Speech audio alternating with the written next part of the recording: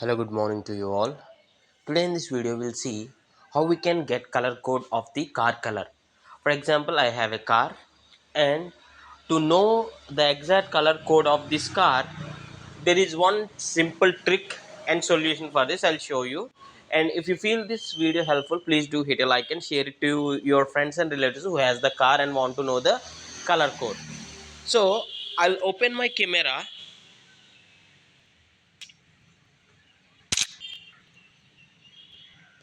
Yeah, I just took a picture. What I'll do is I'll upload this to my Gmail first.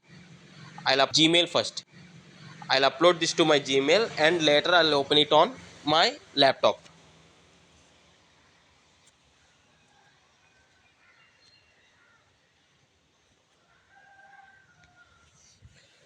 Yes, I just mailed to my mail, and on my laptop I'll open it on Chrome, and Chrome has the color picker.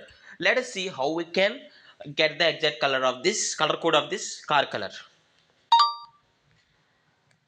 See, the second part I'm continuing here. As I said, I mailed this photo to my Gmail ID, and this is on the Chrome browser. See, this is on the Chrome browser, and Chrome, I have extension called Color Picker for Chrome.